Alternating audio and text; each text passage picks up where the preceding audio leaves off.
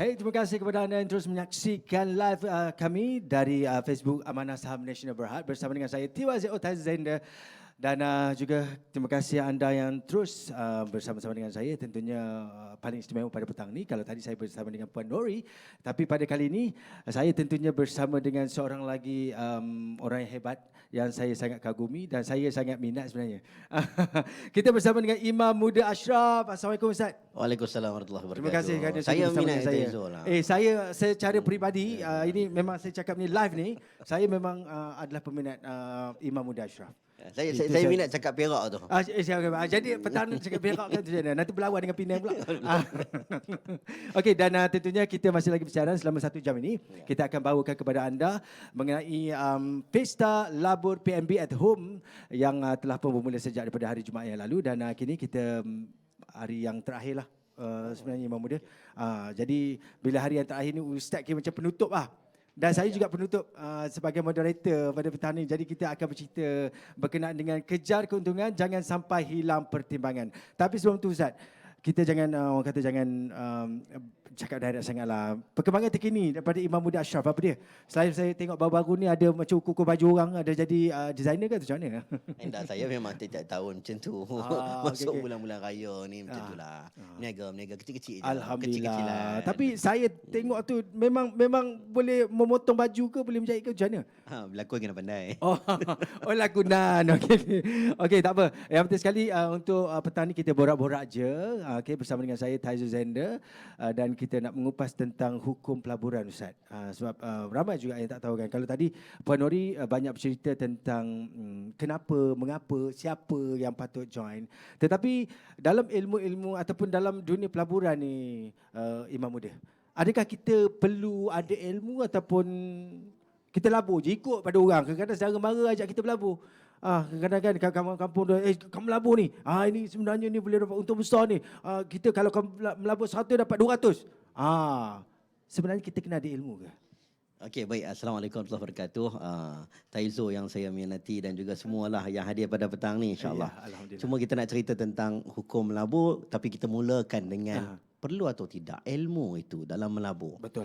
Baik, sebenarnya ilmu ni man arada dunya fa alaihi bil ilm. Siapa nak dunia tidak jalan lain melainkan ilmu. Siapa nak akhirat tidak ada jalan lain melainkan ilmu. Semua melainkan ilmu.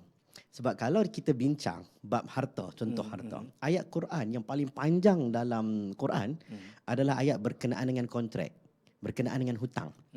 Dalam ayat itu salah satu yang dititik beratkan adalah fa in kana alladhi alaihi alhaqqu safihan aw dha'ifan aw la yastati'u ay yumillahu falyumlil waliyhu bil adl. Kalaulah orang yang tak cerdik, ni ada hukum ni. Contohlah. Budak bawah umur 5 tahun. Boleh tak dia menggunakan kita gunakan dia sebagai orang yang memindahkan wang kita?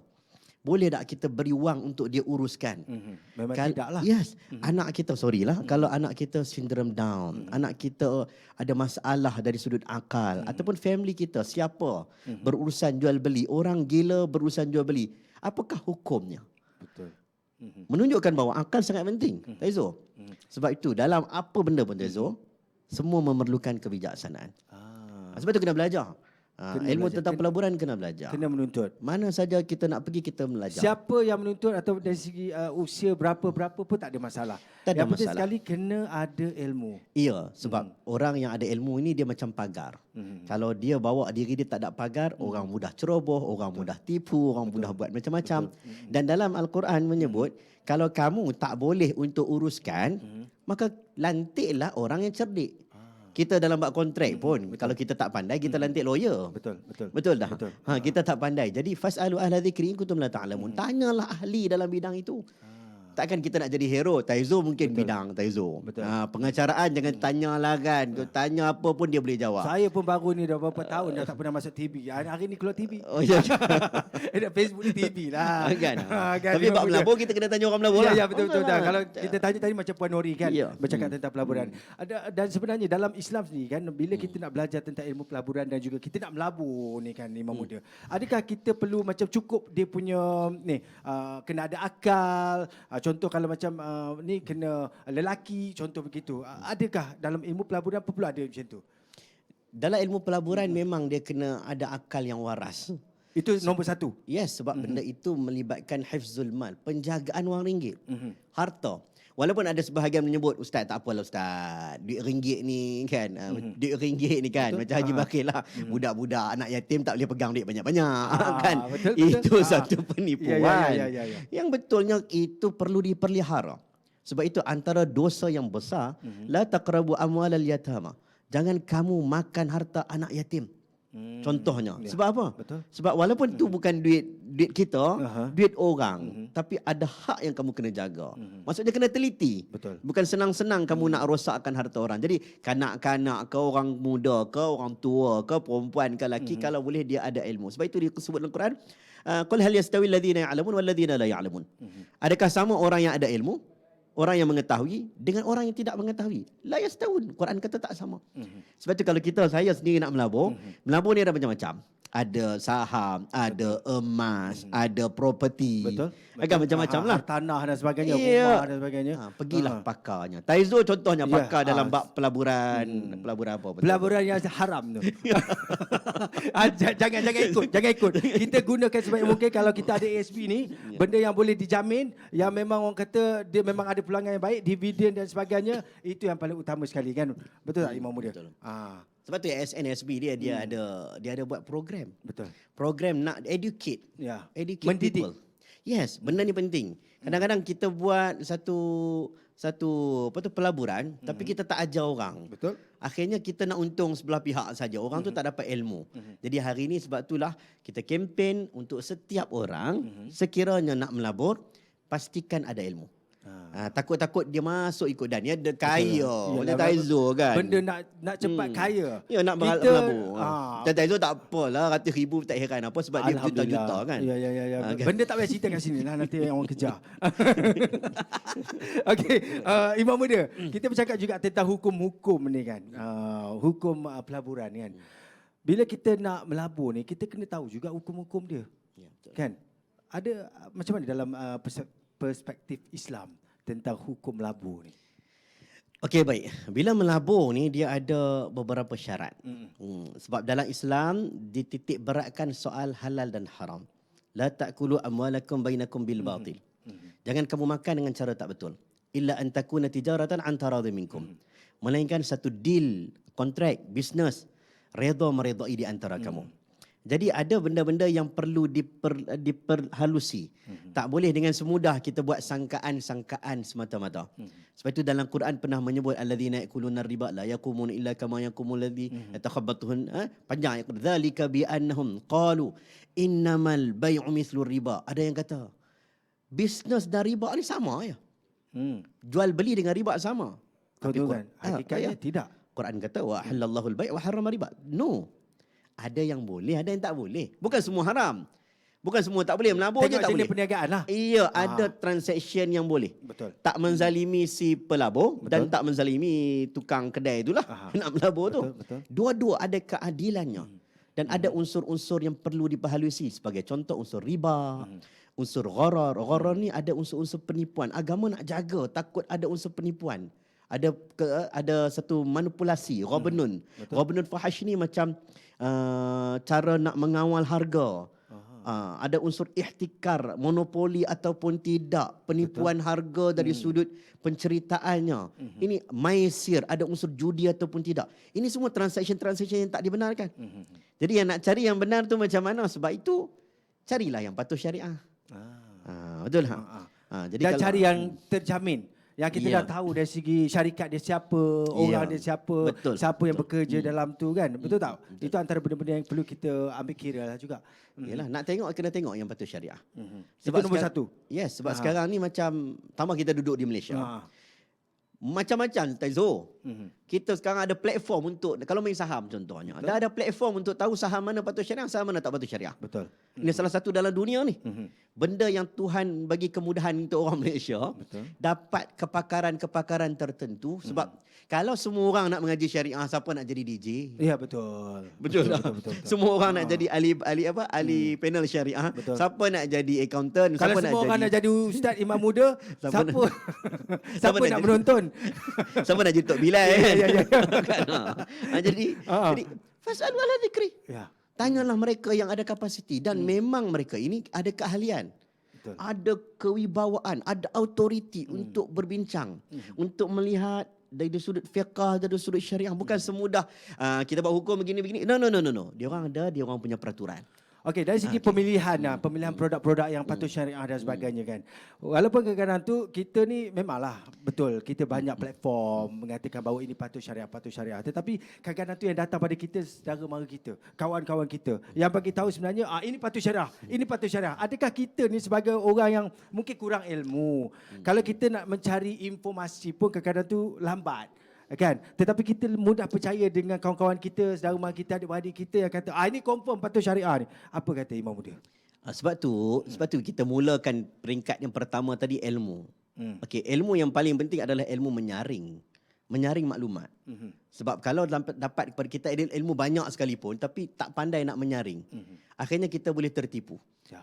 Macam kita cerita tentang orang sebar benda palsu. Betul. Sebar maklumat palsu. Dia bijak macam mana pun, kalau dia profesor sekalipun, tapi tak boleh beza mana mesej fake, mana mesej palsu, mana grup WhatsApp yang mereka copy paste daripada grup sebelah. Habis juga. Sebab itulah kebijaksanaan manusia bergantung kepada macam mana dia filter maklumat. Okey, ini ada autoriti ataupun tidak. Siapa yang cakap? Abang dia cakap. Ya, betul. Okey, abang cakap ni, abang cakap kata patuh syariah. Sebab apa abang cakap patuh syariah? Dia kata, "Oi, ustaz tu pun join." Dia tak sebegitu. Kerana dia menggunakan nama ustaz macam ni. Kalau Imam Muda lah bercakap dengan saya percaya. Saya percaya. Kalau yang bercakap tu Tok Bila pun saya percaya. AJK Masjid pun kalau bercakap pun saya percaya. Macam mana tu? Macam tu senang kena bohong. Sebab itu kita tengok pada apa, boleh lihat pada background latar belakang syarikat. Okey, latar belakang syarikat contohnya dia bawah Security Commission ke, dia daftar bawah Bank Negara ke dan sebagainya. Mungkin ditulis di situ satu pelaburan yang patuh syariah. Dah ditulis di situ.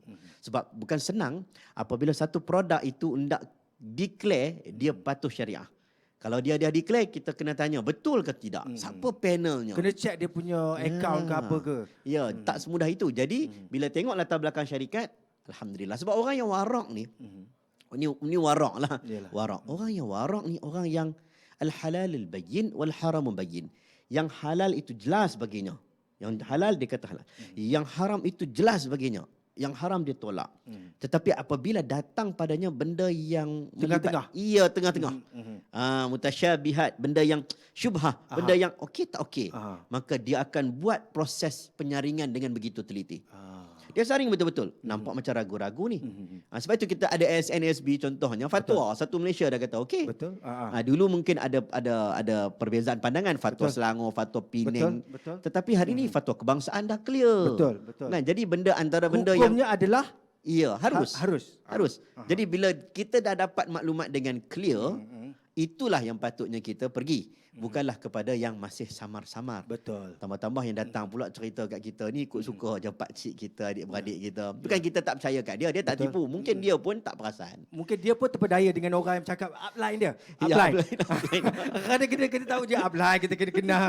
Upline tu kadang dia bercerita tu lain macam. Kan. Kita ni downline je, kadang-kadang downline yang habis hangus. Hangus tu downline, yang upline tu okey dapat juga commission kan. Dan untuk makluman anda sebenarnya kan Amanah Saham Bumiputera telah difatwakan sebagai harus kan dalam muzakarah jawatankuasa fatwa Majlis Kebangsaan bagi hal ehwal agama Islam. Okey, jadi sebagai seorang yang nak melabur perkara-perkara yang perlu kebijaksanaan. Kebijaksanaan ni tak semestinya betul, kalau saya salah mungkin boleh perbetulkan, tak semestinya belajar tinggi. Tetapi bijaksana tu macam mana yang kadang-kadang ada orang belajar tinggi tapi dia tetap tertipu. Adakah sebabkan dia tak cek betul-betul atau macam mana tu? Itulah dikatakan kesilapan manusia ni kadang-kadang bukan disebabkan akalnya, tetapi mungkin ketidakcekapannya. Sebab manusia ni lalai, dia terlepas pandang, dia take for granted, dia tidak ambil penting. Betul. Dia pandai tapi dia rasa macam kau cek jap, kau tengok jap. Kadang-kadang suruh staff dia buat. Mengharapkan orang. Betul. Sedangkan ada benda-benda yang perlu ditanya. Betul. Ditanya. Contohnya bila ada orang datang jumpa kita untuk mengajak melabur. Contohlah, orang yang particular. dia mesti tanya. Contoh orang yang memikirkan tentang dia pandai bab profit. Dia tahu dah, dia pernah melabur tempat ni dapat banyak ni, tempat ni dapat banyak ni. Mesti dia akan tanya bila ada orang nak recommend dengan pelaburan baru, dia mesti tanya berapa profitnya. Sebab benda tu benda yang dia teliti dan dia tahu selok-belok kesilapan dan kegagalan. Jadi macam saya, kalau saya, orang tanya saya, "Ustaz, jomlah masuk pelaburan ini. Jomlah join ini." Saya kena teliti. Benda pertama yang saya kena tanya adalah patuh syariah atau tidak. Sebab kalau saya join Tezo, orang cakap, "Ustaz Ashraf join." Join Tezo. Tezo pula gunakan nama Imam Muda Ashraf join aku ni. Dia jadi macam endorse. Ya, endorsement. Jadi betul. bagi saya benda yang paling penting bukan profit. Bagi saya benda paling penting maqasid syariah. Bukan maqasid syariah, hukum syariah itu. Kalau hukum syariah tu silap, mati saya. Ya, betul. Jenuh nak kena menjawab. Dia depends pada orang. Apa benda yang sepatutnya dia tanya pada setiap pelaburan? Dari segi profit ke, dari sudut patuh syariah ke, benda-benda yang penting perlu dia tanya. Tapi kalau dia jenis tak kisah, macam Taizo kan, duit berjuta-juta. Ya, dia berkepuk. Dia berkepuk kan. Kan?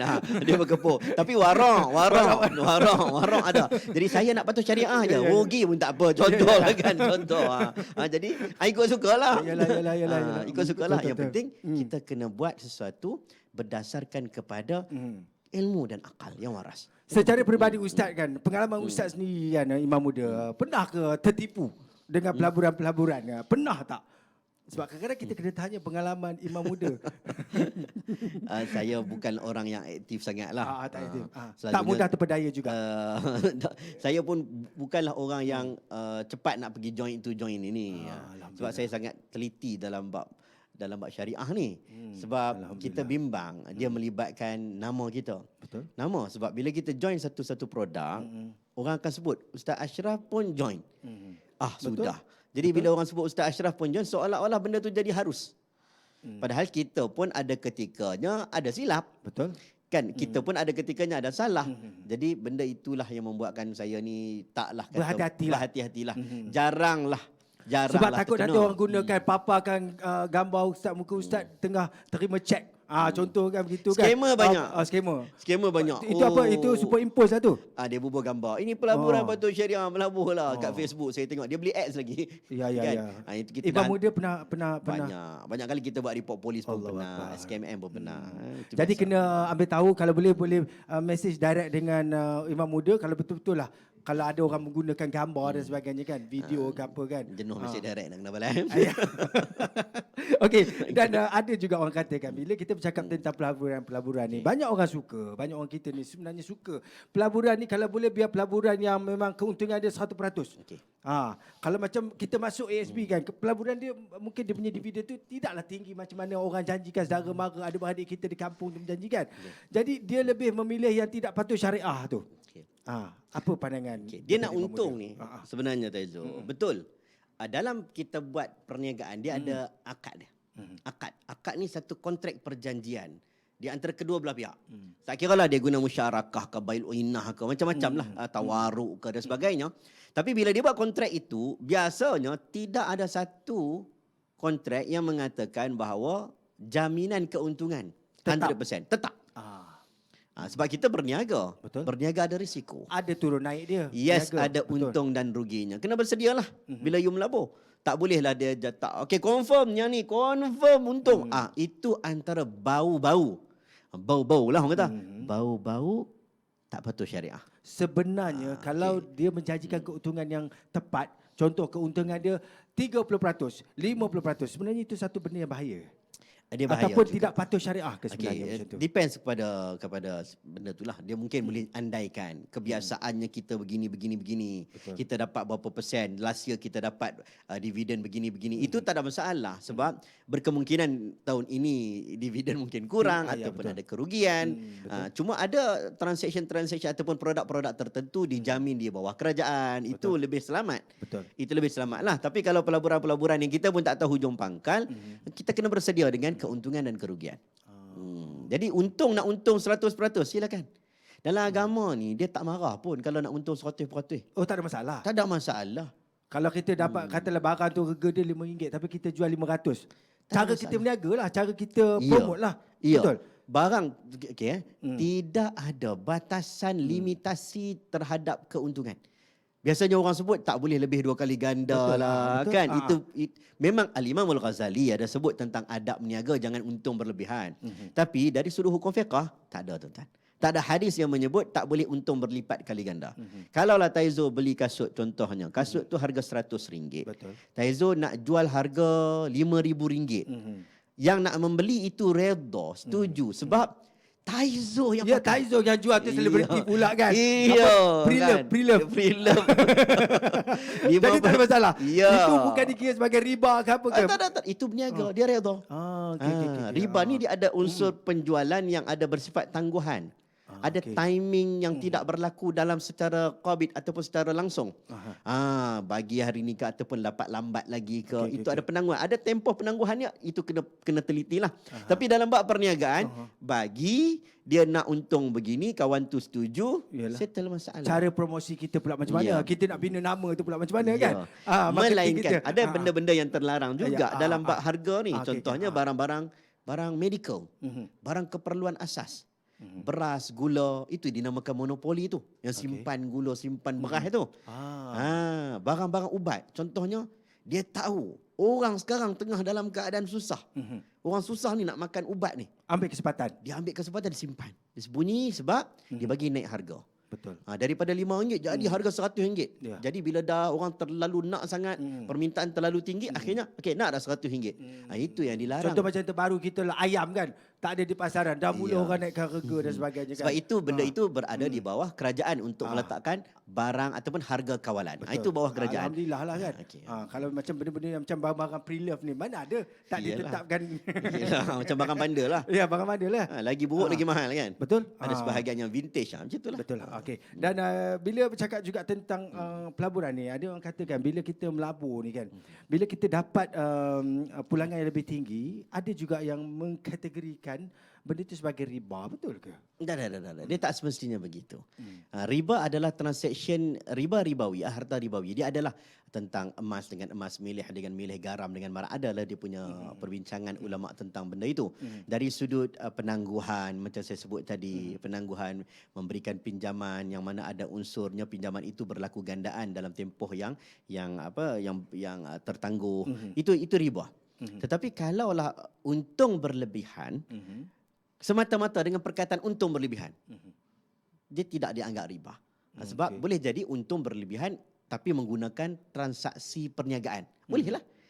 Untung berlebihan dalam menggunakan transaksi macam orang buat bisnes biasa-biasa. Itu okey. Riba adalah satu sudut yang lain, transaction yang lain, kontrak yang lain, perniagaan dalam sudut kontrak yang lain. Keuntungan dua-dua boleh untung. Betul. Yang ni boleh untung, yang ni boleh untung. Tapi ini bab niaga untung halal. Tapi kalau riba ada untung, walaupun tak untung ke, rugi sekalipun, dia tetap tak boleh sebab transaction itu awal-awal lagi dah dianggap sebagai tidak patuh syariah. Jadi kena bezakan dua blok itulah. Dan Imam Muda, mungkin kita cakap juga tentang pelaburan.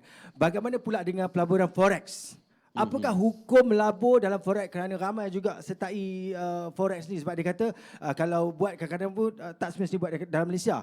Dia buat dekat luar negara. Dia kata lebih senang nak lulus dia punya ni. Bila dalam Malaysia ni banyaklah nak kena isi borang ni, isi borang tu kan. Walaupun online saja. Apa pandangan Imam Muda tentang perkara forex ni? Okey, baik. Sebenarnya cara mudahnya adalah kita rujuk fatwa sebenarnya. Okey. Sebab bila kita bincang tentang penukaran mata wang, penukaran mata wang ni dibimbangi, tambah-tambah forex ini dibimbangi ada pertukaran dalam syarat pertukaran mata wang tersebut. Sebab dia ada melibatkan penangguhan. Bila ada penangguhan, ada masa tertentu membuatkan ada unsur-unsur riba. Tambah-tambah wang dengan wang. Dia macam emas dengan emas. Dia macam garam dengan garam, gandum dengan gandum. Jadi ada benda yang tak boleh penangguhan. Dia perlu berlaku secara langsung. Real time? Ya, ketika itu. Jadi benda ini terdedah kepada riba. Tapi kalau kita nak jawab satu-satu produk forex. Produk ni okey tak? Produk ni okey, produk ni okey tak? Pening kepala sebab kita kena teliti satu-satu produk. Sebab banyak. Jadi cara mudah, rujuk fatwa lah. Jadi kita duduk di mana? Kita duduk di Malaysia. So kena ikut apa yang Ya. peraturan di Malaysia Ya, sendiri. bukanlah semata-mata kadang-kadang kerajaan ataupun pihak panel syariah, mufti dan sebagainya buat keputusan itu berdasarkan kepentingan semata-mata. Tidak. Dia berdasarkan penelitian yang begitu mendalam. Kebimbangan yang ada. Saya tak nafikan. Mana nak tahu lagi 10 tahun tiba-tiba forex dibenarkan? Setelah ada sistem yang boleh mengawal dari sudut pertukaran syaratnya, dah ada sistem yang betul.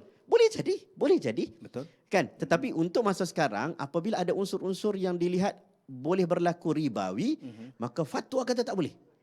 Bila fatwa kata tak boleh ni, Elakkan. elakkanlah. Cadangan saya, elakkanlah. Sebab Banyak lagi. Apakah sebenarnya natijah ataupun kesan buruk bila kita orang kata dapat pulangan hasil daripada perkara yang mungkin agak sebenarnya kita pun tak tahu hasil tu bagaimana.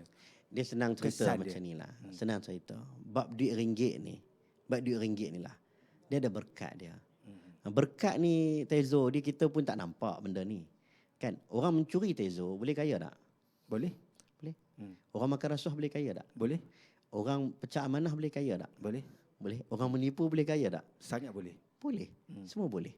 Tuan-tuan nak dapat duit ringgit dengan mudah dan kaya, boleh.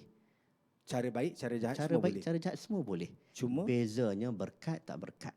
Sebab itu makan rezeki yang haram, dia umpama minum air lautan. Makin minum, makin dahaga. Tak pernah puas. Sebab itulah kita sendiri memilih. Sebab itu matlamat kita ada dua. Matlamat mungkin nak untung, tetapi matlamat yang jauh adalah matlamat akhirat kita. betul. Sebab benda ini Allah boleh bagi. Allah kata Allah yabsutur rizqa liman yasha' wa yaqdir. Aku boleh bagi semua orang kaya. Dalam dunia ni aku boleh bagi semua orang kaya, tak ada orang miskin. Allah boleh buat. Tetapi sengaja aku bagi ada yang kaya sikit, ada yang susah sikit. Bukan sebab nak menunjukkan orang yang rendah taraf ekonomi itu buruk perangainya. Rendah martabatnya, tidak. Tetapi itulah drama kehidupan. You cari duit dan ada ketika you kongsikan likaila yakuna dulatan bainal aghniya, supaya harta itu tidak melingkar di kalangan orang kaya, bagi pula pada orang miskin. Orang miskin pula bantu menjana ekonomi pula. Ini satu benda yang Allah aturkan. Jadi kalau Allah nak bagi hari ni Taizo rezeki. Rezeki Taizo. Taizo Allah bagi non-stop job. Pagi petang lepas ni host, lepas ni ada lagi, ada lagi, tak boleh lepas berhenti. ni ada pesta lain pula. Ya. Sekarang ni pesta lampu BNB, lepas ni ada pesta lain pula lagi. Malam. Ya kan? Okey ke? Top dapat Ya, ya, RM2 ya. punya banyak. Banyak RM2. Satu masa nanti apabila mungkin tiba-tiba kita dah sampai satu masa tak ada orang panggil aku. Kita kena faham ada ketikanya rezeki itu ada waktu tertentu. Ya betul. Ada hari zaman kita, mungkin satu hari nanti zaman orang lain pula. Ya. Yang lebih muda ke. Kan? Walaupun sekarang kita lah paling handsome kan. Taizul lah paling handsome. Ya, kan? ya. Terletak lagi ni. Tapi kita tak tahu setahun lepas. Ya, kita tak tahu. Tapi kita faham Akan konsep datang. rezeki, kita akan reda. Betul. Orang faham konsep rezeki, dia akan reda. Tapi sebenarnya mungkin Ustaz boleh elaboratekan berkat tu sebenarnya bukan sekadar ni, tapi berkat tu mungkin kehidupan keluarga kita. Kadang anak Ya. bini kita mungkin berantakan hanya kerana mungkin anak rosak, mungkin kerana keberkatan. Saya Betul tidak sebut itu secara spesifik sebab ulama menyebut berkat ini fi ziyadatil khair. Padanya pertambahan kebaikan. Pertambahan kebaikan ni ada banyak maksud. Ada orang, minta maaf dia kata ustaz saya rezeki berkat sebab itulah saya ni tak sakit-sakit. Kecil manis tak ada, darah tinggi tak ada. Dia kata berkat hidup saya lah. Tapi kita tengok ada juga yang makan rezeki tak betul tapi tak sakit. Ya. Ada yang makan rezeki betul, sakit sedia. Ada juga. Ada yang kata, ustaz saya rezeki berkat. Tengok anak-anak semua menjadi. Wah. Tapi kita tengok ada juga yang makan rezeki haram, anak okey. Yang makan rezeki halal ni, anak asyik macam-macam dugaan untuk dia. Macam mana kita nak describe berkat tu? Sebab itu ulama menyebut last sekali adalah fi ziyadatil khair, bertambahan kebaikan. Yang difahami dengan kebaikan itu adalah dekatkan diri kepada Allah. Maksudnya dia lagi kaya, lagi dekat dengan Allah. Itu berkat. Lagi dapat duit, lagi jauh daripada Allah. Itu bukan berkat. Anak kalau sihat, dia dekat dengan Allah. Itu berkat. Anak sakit, dekat dengan Allah. Itu berkat. Anak sihat tapi tak dekat dengan Allah. Itu bukan berkat. Boleh jadi satu ujian untuk dia. Istidraj untuk dia. Yalah. Ustaz, kita kembali juga kepada SB kita kan. Ya. Bercakap tentang hukum yang telah pun difatwakan sebagai harus dalam muzakarah jawatankuasa fatwa Majlis Kebangsaan bagi hal ehwal agama Islam ni kan. Jadi kita nak mintalah pencerahan daripada Imam Muda kan. Nak jelaskan kepada semua yang sedang menyaksikan ni kan, ada yang muda, ada yang mungkin dah berusia sedang menyaksikan live di Facebook Amanah Saham Nasional Berhad ni kan. Mengapa hukum melabur dalam ASB ni Imam Muda ditetapkan sebagai harus? Kenapa tidak wajib? Ha. Kalau wajib semua orang kena melabur. Kena buat. Okey. Okey. Kenapa? Al-aslu fil asya'i hatta yadud. Setiap benda dalam dunia ini adalah benda yang harus. Ya. Melainkan ada dalil yang mengatakan haram. Jadi ada benda kita tak boleh mudah-mudah kita kata haram. Qul man harama zinatallahi allati akhraja li 'ibadi wat thayyibati min rizq. Panjang ayat tu nak sebut satu-satu. Ya. Saya pun ya. Siapakah kamu untuk mengatakan benda ini halal? Siapakah kamu untuk katakan benda itu haram? Ini Al-Quran sebut. Siapa kamu? Jadi bila kita nak buat satu keputusan yang besar, ada ketikanya mungkin ustaz kampung boleh jawab, saya ustaz kampung macam saya pun boleh jawab, imam-imam kecil-kecil boleh jawab. Tapi ada benda yang melibatkan jutaan ringgit. Ada instrumen yang kena pakai dalam fiqahnya, antaranya maslahah, antaranya maqasid syar'iyyah, antaranya siasah syar'iyyah. Siasah ini penting dalam menentukan hukum. Jadi antara faktor keharusan melabur dalam ASN ASB sama ada dalam fatwa Majlis Fatwa Kebangsaan ataupun beberapa majlis fatwa yang dulunya pernah mengharamkan, beberapa negeri pernah mengharamkan. Tapi kali ini sudah tidak ada isu. Contohnya macam Pulau Pinang 2009 tahun 1999 dia pernah menolak untuk mengatakan ianya harus, tapi pada 2017 dia telah menukar, Sepakat. ya, membatalkan keputusan lalu dan mengatakan keputusan pada hari ini adalah ianya harus. Banyak fatwa-fatwa dulu. Semua dibuat keputusan ini bukan dengan sembrono, tetapi melihat kepada siasah syar'iyyah. Macam mana nak menjaga harta, sebab dia melibatkan hak duit ringgit satu komuniti yang besar. Betul. Melibatkan tambah-tambah orang muslimin. Kalaulah dia tidak boleh jana pendapatan dengan baik, maka qiyamah dalam Quran. Quran menyebut harta ini wa atul mal ala hubbi, disebut al-mal itu bagaikan qiyamah, tiang seri. Tiang seri. Sebab ada orang ni dia boleh melakukan kemudaratan, melakukan benda-benda yang melanggar syarak kerana harta. Betul. Banyak kes. Even crime, jenayah pun banyak berlaku dengan sebab ekonomi. Betul. Rumah yang tidak patuh syariah. Apa maksud rumah tak patuh syariah? Kadang-kadang satu rumah abang ipar adik duduk sekali. Dia tak mampu untuk asingkan. Tak menjaga aurat. Ya, boleh mendatangkan unsur-unsur yang tidak baik. Kadang-kadang kadal faqr ayakuna kufran. Itu hadis yang dibincangkan oleh ulama tentang statusnya. Tetapi apa maksud hadis tu? Boleh jadi kadal faqr. Kefakiran itu boleh membawa kepada kekufuran. Benda itu realiti pernah berlaku. Ya. Jadi disebabkan itu, fatwa buat keputusan, akhirnya sepakat mengatakan ASN dan ASB itu adalah sesuatu yang diharuskan. Maksudnya, jangan ada ragu-ragu, silakan. Masuklah. Jadi jangan risau kan. Sebab dari segi yang kata transaksi itu sangat telus. Ya. Jadi kita boleh tengok kan apakah sebenarnya diniagakan dan sebagainya kan. Okey. Itu antara benda-benda yang mungkin kalian sedang menyaksikan live sekarang ini bersama dengan Taizul Zander dan juga Imam Muda Ashraf. Kita bercakap tentang kejar keuntungan, jangan sampai hilang pertimbangan. Dan tentunya ada banyak soalan yang kita nak tanyakan kepada Imam Muda Ashraf tentang hukum hakam melabur ni, bagaimana nak menjaga, sebab ada juga ramai yang melabur tetapi di tempat-tempat yang tidak sepatutnya. Kadang-kadang tu mungkin dia percaya dengan keluarga, percaya dengan adik-beradik, tetapi yang ini ada yang terbaru ni Imam Muda. Selain daripada ASB, ada juga yang sibuk-sibuk dengan sekarang ni kan ada wang-wang digital ni. Kripto wang dan sebagainya. Ada yang kata urus niaga yang benda yang maya ni kadang-kadang kita tak nampak di mana dia letakkan, dia niagakan, dia perdagangkan duit kita tu. Macam mana, apa pandangan daripada Imam Muda sendiri?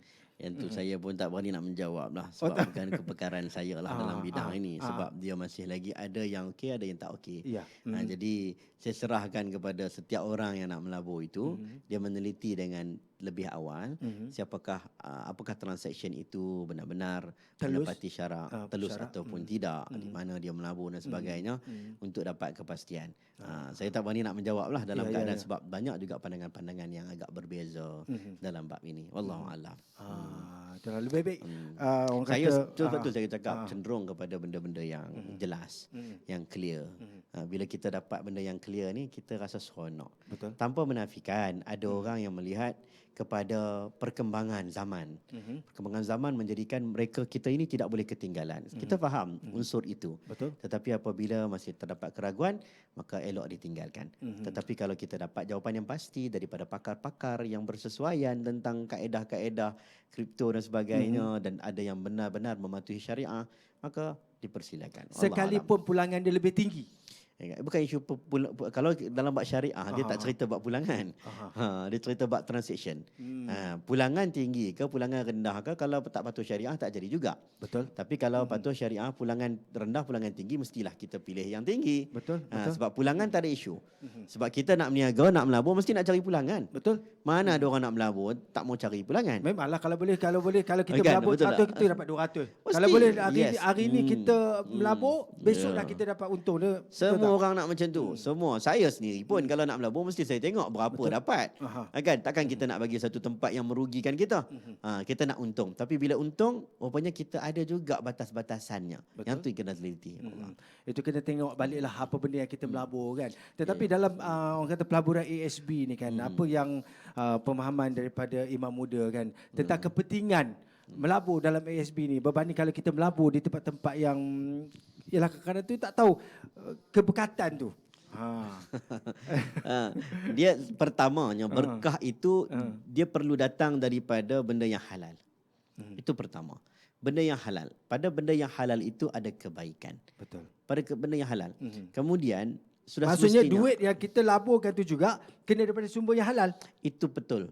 Pasti kena dapatkan maklumat sejauh mana Tapi ada kehalalan. yang kata cuci duit. Contoh.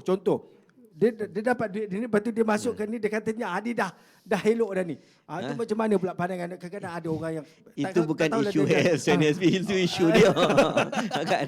Dia pergi rompak, dia orang dia pergi melabur. Dia melabur. Serupa macam orang pergi rompak, dia orang pergi bubuh dalam tabung masjid lah. Ini pelaburan akhirat ni kan. Tak jadi juga. Benda tu tak boleh. Tak boleh juga. Tak boleh. Tak boleh. Benda yang haram perlu dipulangkan. Tambah-tambah melibatkan orang lain.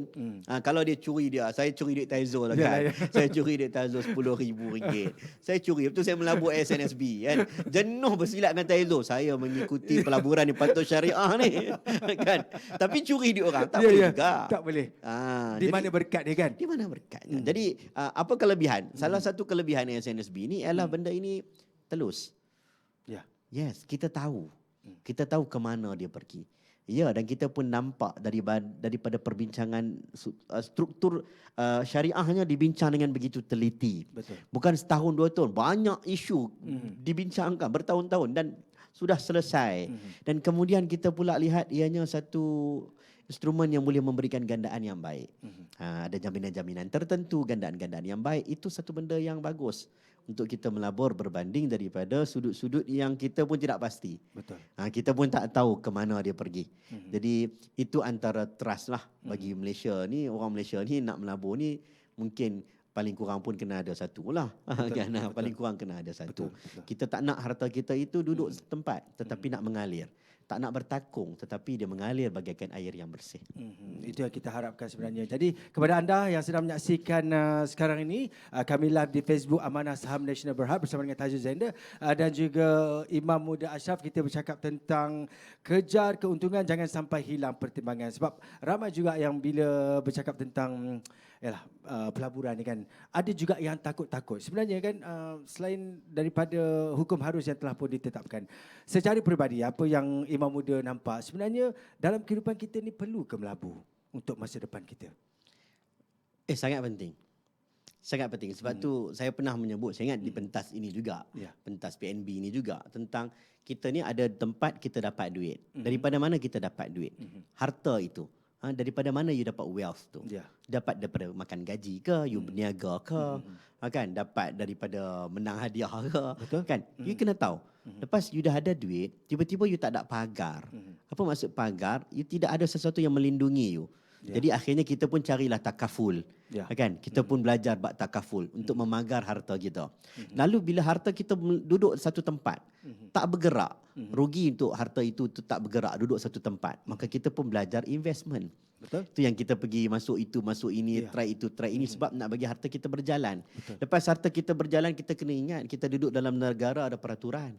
Tak lepas daripada teks, cukai, tak lepas daripada zakat. Betul. Jadi selesaikan urusan itu. Dan yang paling penting sebenarnya, bukan penting lah, kita cari duit banyak-banyak ni kadang-kadang Taizo, kan?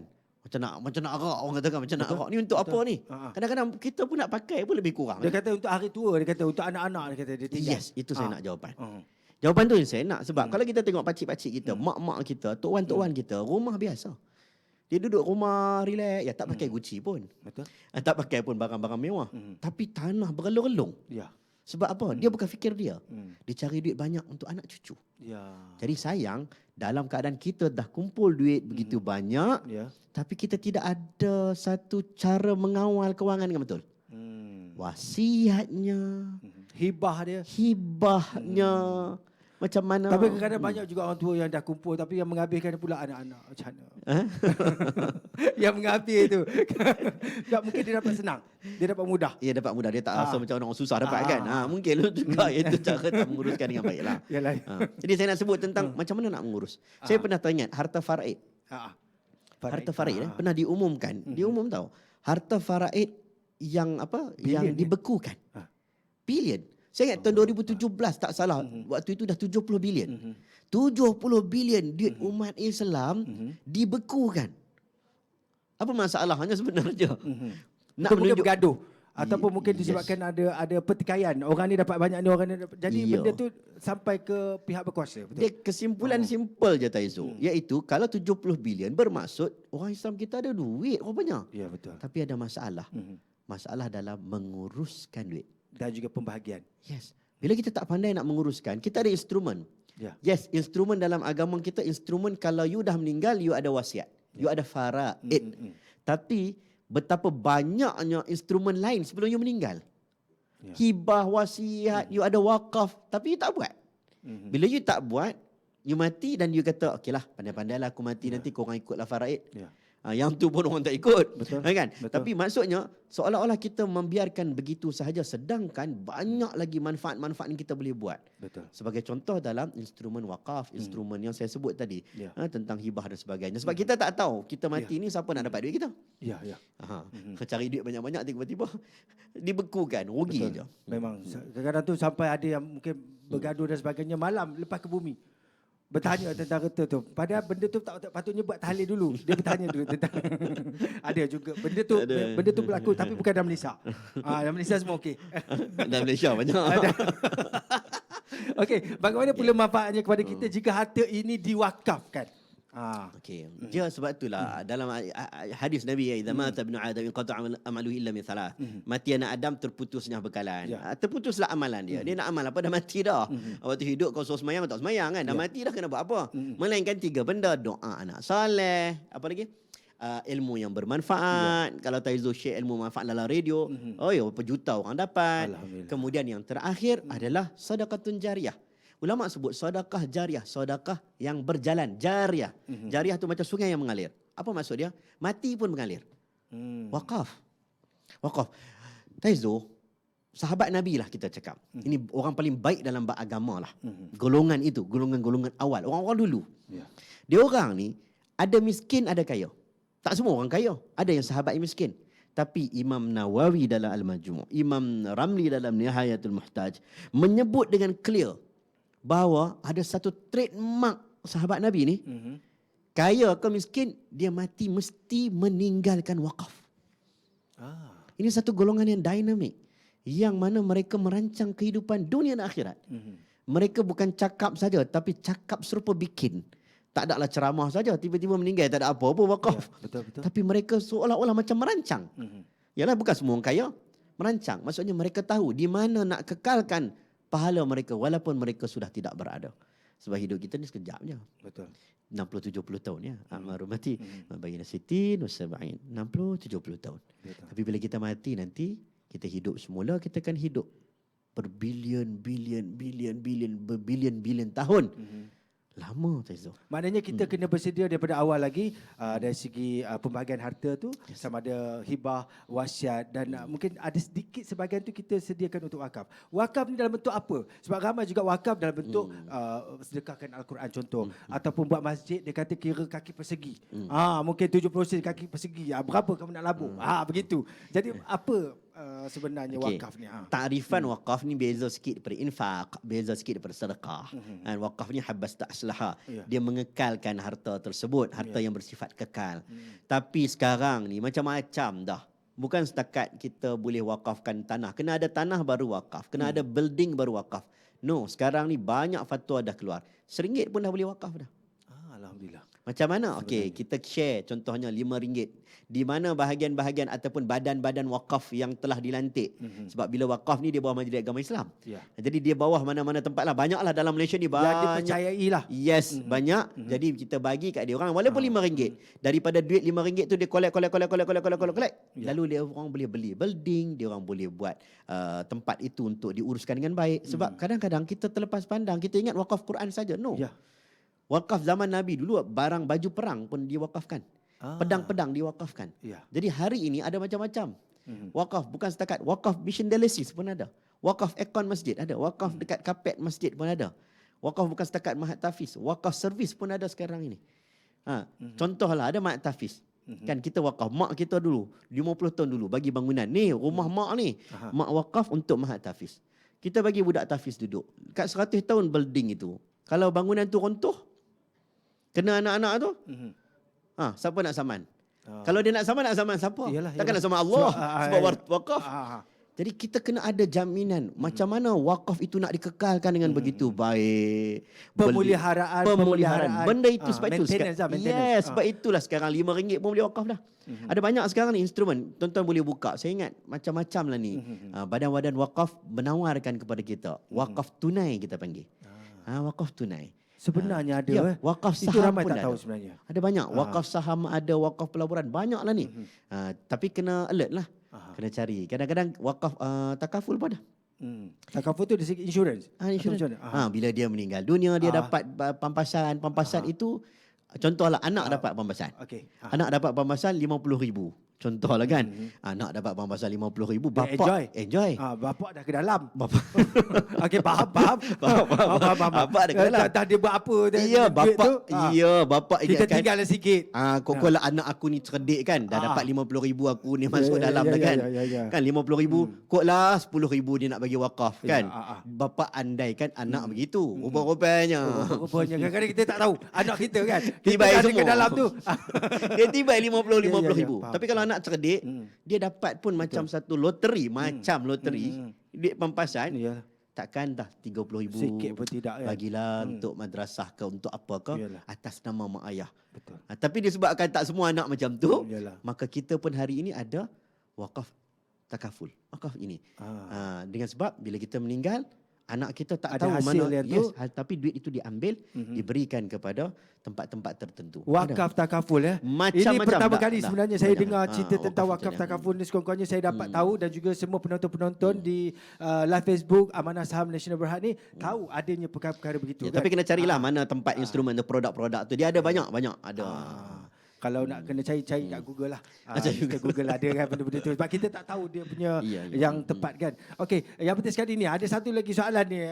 Bagaimana pula kalau kita melabur di tempat yang kita tahu dah haram, tetapi kemudiannya kita sedekahkan pula, kononnya untuk membersihkan. Macam tadilah, kita macam cuci duit lah contoh. Itu adakah sedekah ini memberi pahala kepada saya ataupun macam mana? Okey, ada satu bab dipanggil tazkiyatul mal, penyucian harta haram. Baik, pertamanya haram untuk kita mengambil rezeki secara haram ataupun melabur di tempat haram. Itu clear. Tapi benda ni contohnya saya tak tahu Ustaz, saya dah buat. Saya dah buat dah melabur Ustaz. Saya dah sesat dah dulu Ustaz. Sekarang saya kembali ke pinggir jalan. Ya. Jadi kalau saya nak buang duit yang saya melabur Sayang Ustaz, takkan saya nak buang dalam parit. Betul. Agama kita tak ajar begitu. Tak ajar, you ambil, okay, 100,000 pokok. Dia punya dividen 50,000 contoh. Ya. 50,000 tu haram, Ustaz. Macam mana Ustaz 50,000 yang haram tu saya nak buang ke sebab dia haram? Ya. Tak. Agama kita tak ajar begitu. Akhirnya, fatwa benarkan untuk diberikan duit ini kepada badan-badan kebajikan. Asnaf. Ya, bagi kepada badan kebajikan. Nak buat masjid boleh tak? Masjid mungkin khilaf. Ada sebagian ulama tak bagi masjid. Tapi kalau badan kebajikan, NGO-NGO yang banyak membantu orang susah, daripada buang duit ringgit itu dalam parit, baik bagi kepada orang yang memerlukan. Diharuskan. Dibolehkan. Bukan niat dia sedekah. Sekali dia kata, aku pahala banyak ni. Yalah. Tak. Niat dia adalah penyucian harta. Sebab dia dah buat silap. Kesilapan itu insya-Allah dimaafkan dengan sebab taubat dan dengan sebab dia telah menyucikan hartanya pada tempat yang sepatutnya. Dia tak ambil lah hak yang tak betul itu. Itu cara dia. Sebenarnya memang ada cara untuk kita Ada cara. perbetulkan kehidupan kita kan. Tapi janganlah dengan sebab dia tahu, Betul. ada cara macam tu aku melaburlah tempat haram, nanti dapat lebih aku bagi kat anak orang miskin. Tak boleh. Ini jangan ada niat daripada awal begitu Ya, lah. betul. Kalau sesal tu datang, yalah alhamdulillah dapat petunjuk. Kalau tak dapat petunjuk tu, tiba-tiba dah berdarah. Contoh. Jadi kena ingat. Kita tak tahu untuk nasib kita. Jadi jangan buat benda-benda tak elok, jangan menganiaya orang. Saya percaya benda tu yang paling utama sekali. Kalau kita nak dapatkan apa saja sekalipun, jangan sekali-sekali menganiaya. Dan yalah kita ni dah hampir ke penghujung dah. Lebih kurang tapi 10 minit lah hujung-hujung pun. Panjang lagi kita nak berbicara ni. Bila nak habis ni. Tapi itulah kita pada ke soalan ni ada soalan yang hujung-hujung ni kan. Okey. Nak ucapkan terima kasih atas penjelasan panjang lebar mengenai pentingnya kita mencari dan mengetahui hukum setiap produk pelaburan sebelum kita mula melabur di dalamnya. Walaupun banyak lagi yang nak kita tanya, tapi kita memang ada masih lagi panjang lagi kan. Ada 10 minit. Okey, kita tanyalah tentang ASB. Okey, jadi mungkin ada saranan daripada imam muda kan, untuk mereka yang sedang menyaksikan ni bersempena dengan Pesta Labur PMB at Home yang telah pun bermula pada hari Jumaat yang lalu dan sekarang ni hari ini merupakan hari yang terakhir dan kita merupakan segmen yang terakhir lah kita buat live ni. Mungkin imam muda nak bagi tahu kepada semua penonton-penonton kenapa mereka perlu melabur. Siapakah yang sepatutnya melabur?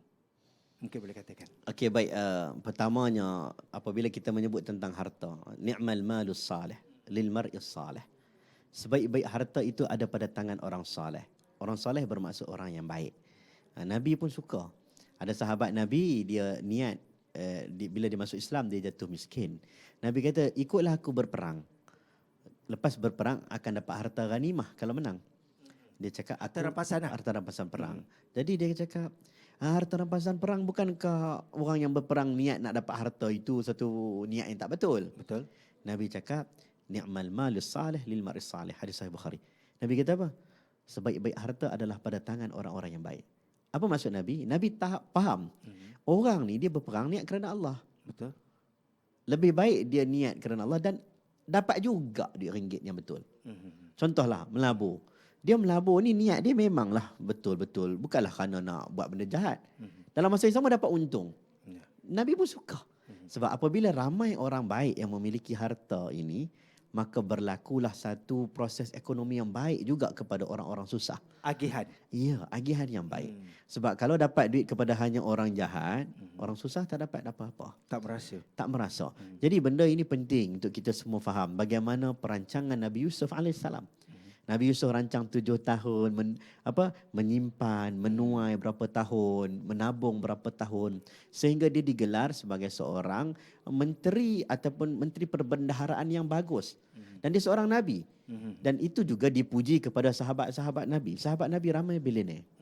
Ramai. Sebenarnya. Bukannya milioner, B pun ada. Bilioner. Macam Zubair Al-Awam, macam Abdul Rahman bin Auf, macam Osman bin Affan, Talha bin Ubaidillah. Talha bin Ubaidillah milioner. Tapi yang lain-lain tu ada sebahagiannya sampai sampai bilioner. Tetapi cerita mereka tentang bilioner ini kurang didedahkan kepada umum. Kurang didedahkan dan ada yang mungkin tahu tetapi sebenarnya itu tidak mengurangkan iman mereka. Tak ada lah kita dengar cerita dengan diorang kaya jadi diorang tu jadi nak bergaya, nak pakai beg-beg LB lah contoh. Pakai tak apa. Tahun tu mana ada, tahun tu mana ada. Tahun tu pula. Boleh dia harus boleh nak pakai silakan. Macam ada orang pakai. Ada orang zaman Nabi pakai rida Tamim Ad-Dari pakai rida ni macam selendang harga ribuan. kata Ibnu Hajar Asqalani, harga ribuan. Daripada mungkin buatan dia. Tak tahulah kain itu kualiti bagaimana. Sebab benda itu harus, dia tak mencuri. You tak mencuri silakan. Bukan you mencuri di orang. You cari rezeki yang betul. Tapi pastikan kita dengan dapat duit ringgit itu makin dekatkan diri kita dengan Allah Subhanahu Wa Taala. Itu yang kita harapkan sebenarnya kan. Sebenarnya seharusnya kita sebagai umat Islam ni kita perlu menjadi kaya. Sebab daripada kekayaan tu kita sebenarnya dapat membantu ramai lagi orang-orang di bawah kita yang mungkin susah, yang kita tak tahu, mungkin di cok-cok kampung ataupun mungkin di pedalaman dan sebagainya. Ataupun sebenarnya kalau dalam Kuala Lumpur sebab kita bersiaran ni dari dari bangunan PNB besar. Tapi sebenarnya di keliling kita ni kita tak tahu, mungkin ada yang orang kata diklasifikasikan sebagai miskin bandar. So mungkin dengan cara kita melabur, so hasil daripada pelaburan kita tu mungkin kita boleh salurkan juga pada untuk orang yang susah. Buktinya bangunan ini. Ya. Buktinya bangunan ini. Saya jumpa dengan ramai orang yang bukanlah kata kita ni besar, dia orang tu orang besar. Kita duduk dengar macam mana mujahadah yang berlaku. Macam mana ada beberapa syarikat-syarikat di bawah PNB ni asalnya dulu mungkin tidak patuh syariah. Tetapi kalau you nak pergi terjah masuk, nak ubah bukan senang, melainkan you ada modal yang besar untuk masuk, you memiliki, akhirnya you lah yang mengubah. Dan benar-benar berlaku dalam sejarah PNB. Ada beberapa syarikat yang saya tak mau sebutlah. Syarikat ini dulunya mungkin ada masalah, tetapi apabila PNB nak menyuntik modal.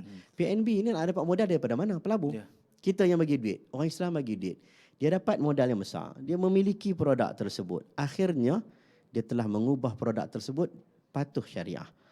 Ini sejarah yang telah berlaku. Saya jumpa dengan orang-orang awalan yang mula-mula menubuhkan bank-bank tertentu, menubuhkan benda-benda yang patuh syariah. Zaman-zaman awal tahun 80-an, mereka ini bersusah payah. Tapi nak membuat benda itu memerlukan modal, kewangan yang tinggi. Betul. Alhamdulillah, pelabur-pelabur daripada seluruh Malaysia ini bagi duit, mereka ada kekuatan, menunjukkan dengan kekuatan kewangan boleh mengubah manusia. Kita tak katalah kewangan ini tak boleh menyesatkan orang, ada juga. Yang dapat duit ringgit pun lupa diri pun ada juga. Betul. Tapi sepatutnya kalau dia dikawal dengan baik dan kita memiliki dengan baik, maka kita akan menjadi satu kuasa yang besar. Kuasa yang besar dalam membawa orang kepada kebaikan.